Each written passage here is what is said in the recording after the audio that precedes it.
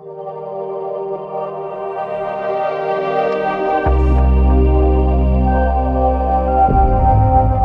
have a question. Okay. Devin said that he was feeling overwhelmed by the state of the world. Yeah. And I was going through that, and I was pretty paralyzed, and I couldn't do anything, or I was just sick from it. So the survival mode, it demands our focus. And so if you think about when if you're walking through the woods or you're in your garage or something and you think you see a snake, what do? You narrow your focus on the problem. And your survival mode tells you you need to keep your focus stuck on it at the expense of everything else. You're not going to take your eyes off that snake until you learn that it's not a snake. Uh-huh. And so what is happening with a lot of us these days is because we are exposed to information from all around the world that we have no influence over, yet it is threatening information. It's activating our survival mode, but it's telling the part of our brain that we need to keep watching it. We need to keep our focus on it, but it's Oh, not, but it's not something that we can necessarily do something about. And so now we have our engine revving inside of a system where we are not able to fight the situation, run away from the situation, or even hide from the situation. It seems omnipresent. So we can't fight, flight, or freeze. wow. And so then what do? We tend to go numb. Uh-huh. We tend to go, or we can't fight or flight, which is what the brain survival mode prefers, to fight the situation or run away from the situation. If we can't do that, we freeze, we go numb, we go into internal opioids, we go into numbing behaviors, we go into overwhelm, we go into apathy, we go into hopelessness, we go into helplessness. And so it's important to know that that's happening. That's happening to a lot of people right now. And that's also now the cultural trance. So remember the herd part. Remember when we talk about the whole herd spooks at once. So now that energy, that nervous system energy, is throughout our entire society, where people are either in fight, flight, or most likely even in freeze, and that's communicating one to the other. There's a danger about, okay? And the challenging thing is that if and when, this is the part that is hard to communicate, but technically, even if it is happening somewhere else in the world, for you, it's a story. Right. It's not for you. If we're just being very literal about it, for you in that moment, it is the same thing as being in a horror movie. Wow.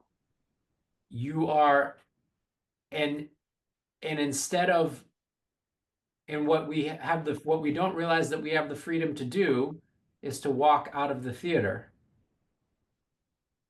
We don't need to sit there and continue to participate in the horror movie.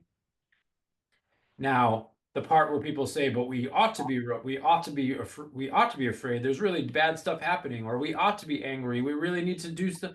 Okay, there might be things that we want to take action on, which is why I kind of like, I switched the tenor. I've been caught a little bit, and I've been, getting a little bit fired up and say about some of this stuff. But today I said to myself, I value and choose to meet the day with love and gratitude, and to do whatever I can to benefit myself, others, and the world. And that doesn't mean that I'm not doing things that I think are socially responsible. But it also means that I am not allowing myself to be overwhelmed by that movie, by that story. It requires a discipline. It requires a strategy. We have to respect that we are made the way we are. And if I expose myself to information that feels like a threat to my nervous system and I can't fight it, run away from it, or hide from it, that I'm going to shut down. I'm actually acknowledging that stimulation is too powerful. It's zone 3. It's counterproductive. I need to have enough discipline to put myself back into zone 1 so that I can be coming at life from zone 2. I need to turn off that news. I need to not pick up my phone. I need to get off of Instagram. I need to get off of Facebook. I need to watch that program, not this program. I need to protect my mind, not to be in denial of the very challenging problems that our society is facing right now, but so that I can be resourceful to actually make a positive difference. Because if I'm in zone 3 about it and I'm just crippled, I'm not good. I'm not doing myself any favors. I'm not doing my community any favors. I'm not doing the world that I'm actually concerned about any favors. Right. I'm just stuck in the poison. I'm stuck in the quicksand. So I owe it to myself, I owe it to others, and I owe it to the world to have a conscious, deliberate, active strategy to keep my body and mind and spirit in good shape, because it's actually not just about me. I have, what if I were overwhelmed and not able to show up here and be in service of you? Or what if I have, my client that I met with this morning that has severe PTSD, and I have 2 more later this afternoon. Like, I need to keep my body and my mind and my spirit in a place where I can continue to solve problems, where I can continue, okay, I can think creatively about what I need to do with my expenses because there are things coming down the pike, or I can, participate in whatever local activism and, whatever it is, whatever we're all, the thing is that we can work within our sphere of influence.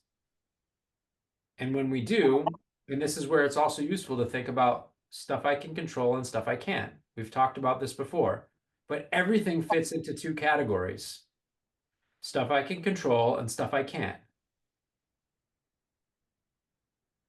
And if my energy is focused on stuff I can't control, I'm automatically going to lose energy. And if my energy is focused on stuff I can control, I'm going to gain energy. And it's kind of that simple. And the irony is that if I actually am honest with myself, and this is where we can give ourselves a little bit of tough love. If I really actually care about what's going on, then I owe it to what's going on to not let myself get overwhelmed. And I owe it to what's going on to focus on what's in my control. Because if I focus on what's in my control, I become stronger and I become healthier. And guess what I'm able to do? Influence more. But actually, if you think that, and we're not going to get into the sides of it here, but if you think actually that there is some pending threat or problem, by allowing yourself to get overwhelmed by that, by focusing on it, focusing on the snake, focusing on the snake, focusing on the snake, filling your body with venom, you actually put yourself in a perfect position to be taken advantage of by the threat that you think is threatening. But if you focus on what you can control, your own body, what you think, what you focus on, where you place your attention, what you do in your community, what you do in terms of civic engagement, what you do, and you do things and you take action, now you're out of freeze. And when you move out of freeze, you might feel some anxiety. You might feel the flight and fight that you're numbing. You might feel the fear and the anger that freeze is numbing. But to lift out of the survival mode completely, you step into courage. You step into action. And when you start taking action, now you're doing things that give you more energy back. Oh, you know what? I went and I said in my thing today, I went and talked to my banker yesterday, the people that where my retirement money is, and I talked about excluding certain things from my investment portfolio. That felt good. I took action. I went and I'm participating in this thing tomorrow. That feels good. I'm taking action. I am doing these things that I'm doing here with you today. That feels good. I'm taking action. That gives me energy back. It makes me stronger. That gives me a bigger platform to be able to help more. So again, the lesson on stuff I can control and stuff I can't control is a simple one. It is we only have so many bars of energy per day. If I have 10 bars of battery per day and I focus 9 of them on stuff I can't control, I have no energy left on stuff I can control. And I get weaker and my life circumstances get worse, which means the next day I start with 9 bars. And I can influence, and my sphere of influence gets smaller because I'm allowing my system to become disempowered.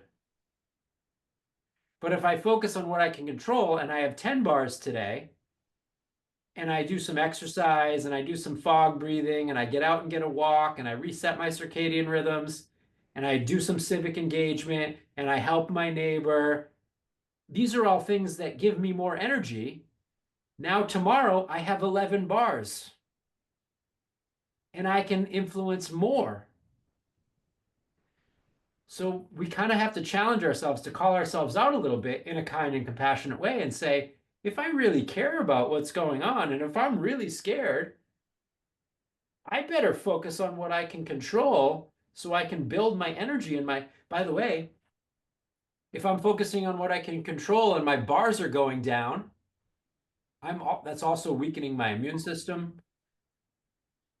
And, you know, that's also turning off my creative thinking capacities to be able to solve bigger problems. It also means now I'm contributing to the fear energy in our society that is making us less intelligent, that is making us more numb, that is making us seek numbing behaviors, that is making people seek for drugs more, seek for Netflix more, seek for YouTube more. Now I'm part of the problem. So if I really want to put my money where my mouth is, I have to practice what I teach. And I want to be the calm when everyone else is freaking out. I want to be the joy when everyone else is afraid. I want to be the love when everyone else is hateful. I want to be the action when everyone else is frozen.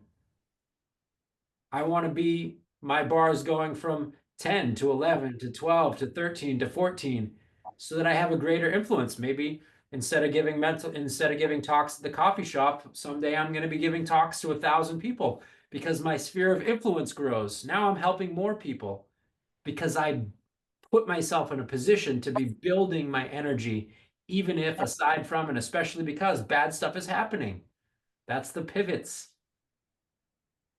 Even though bad stuff is happening, aside from the fact that bad stuff is happening, especially because bad stuff is happening, I need to fucking turn off YouTube right now because I can't watch another video right now because it's zone 3. Now, there might be an appropriate amount of news that I want to imbibe. I need to make sure I'm in zone 2 with it, that I'm digesting it, that it's mobilizing me, not putting me in a state of overwhelm. If I'm in overwhelm, I'm now crippling myself, hurting myself, which is a detriment to others, which is a detriment to all. And I'm the one that's doing that. It's not happening to me. And this is the empowerment piece.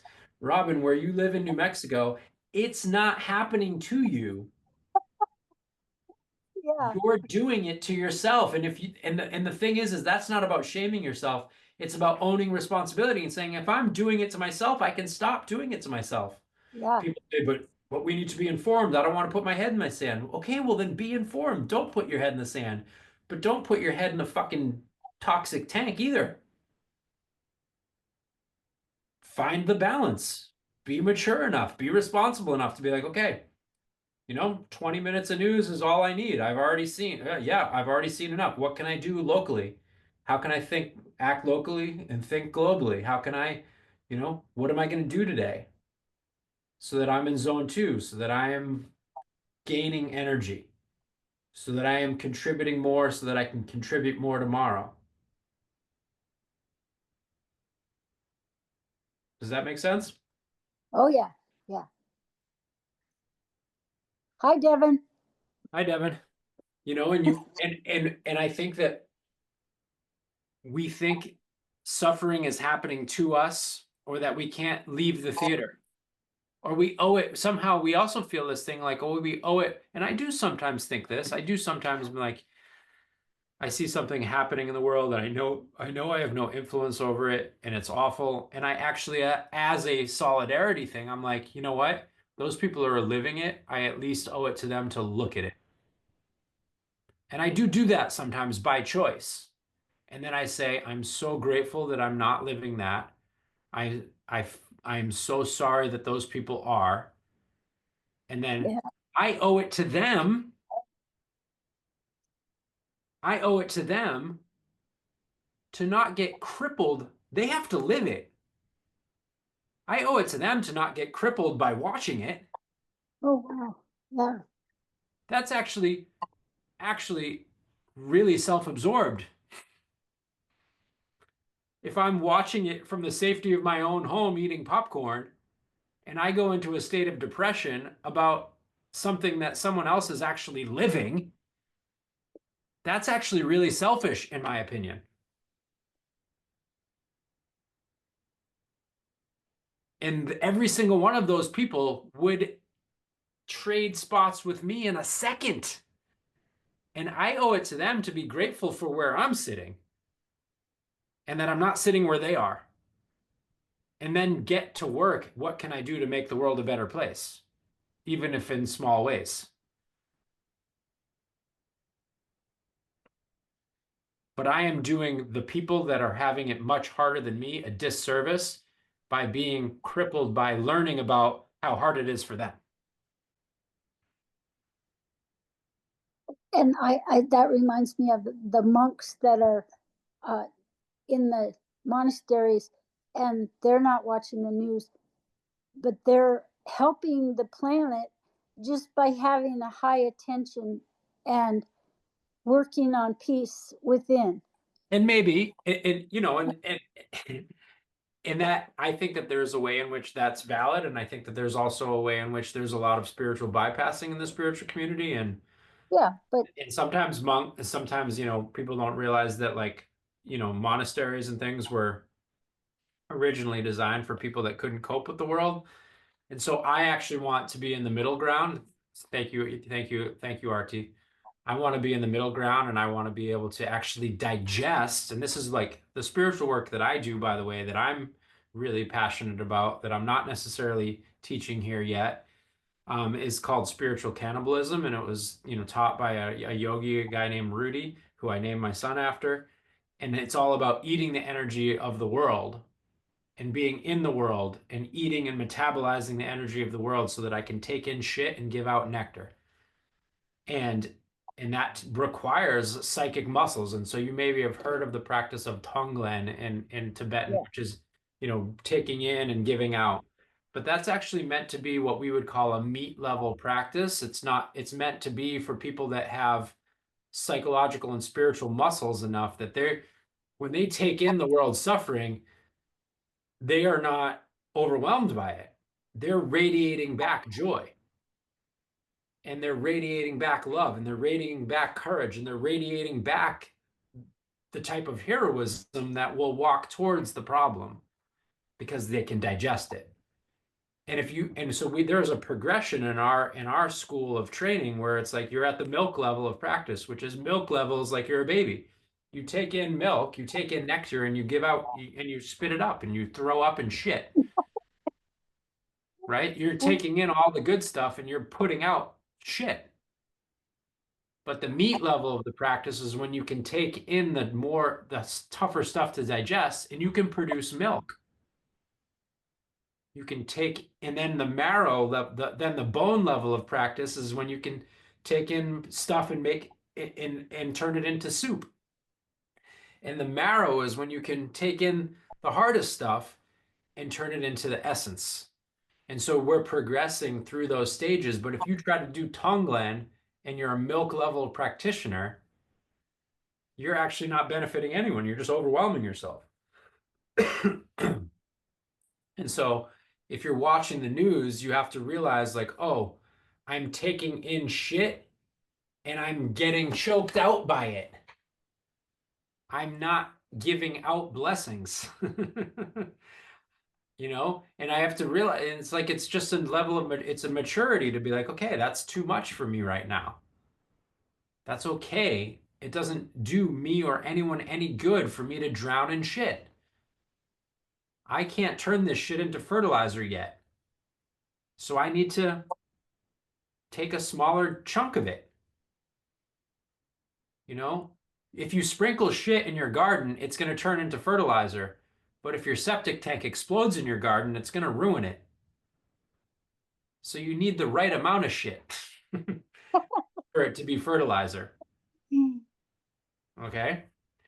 And we have to be the governor on the amount of shit that's not being selfish. And we tell ourselves this story, oh, I'm being selfish. They have to live through it. I got to watch it. I got to know what's going on. I got to get overwhelmed too.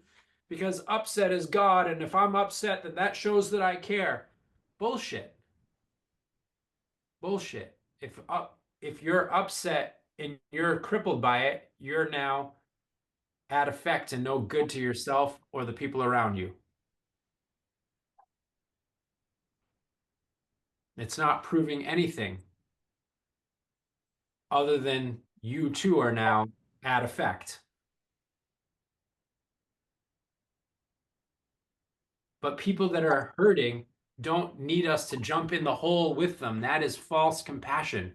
They need us to be out of the hole and to throw them a ladder. If you jump down in the hole with them and you break your ankle, now you're both fucking stuck.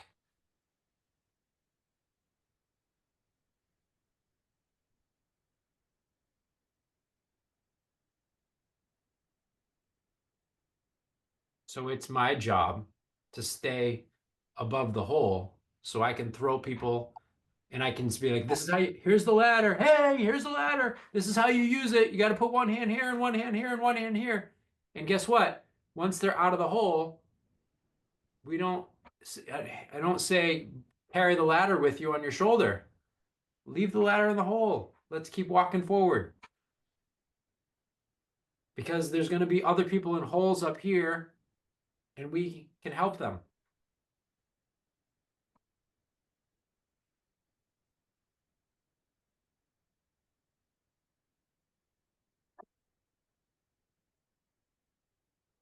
You could do a podcast on that, Mike.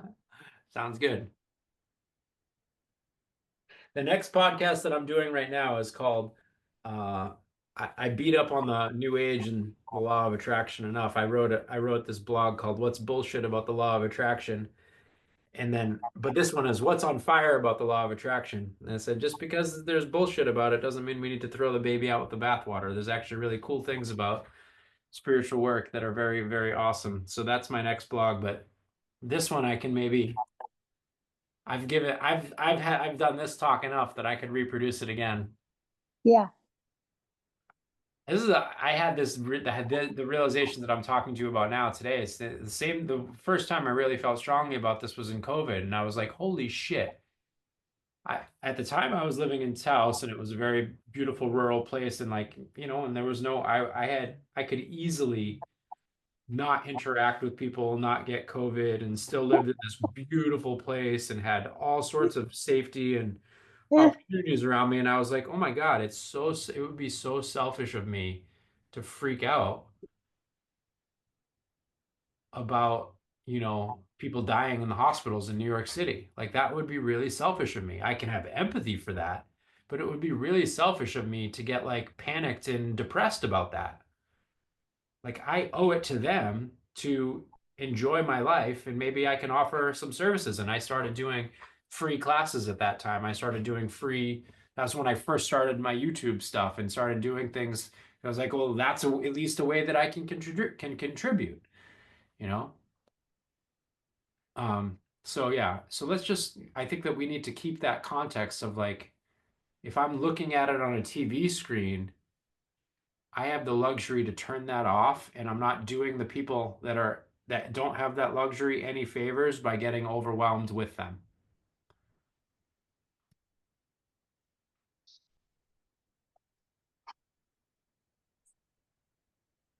Anything else? All right, I love you guys. Talk to you soon. Bye bye. Bye.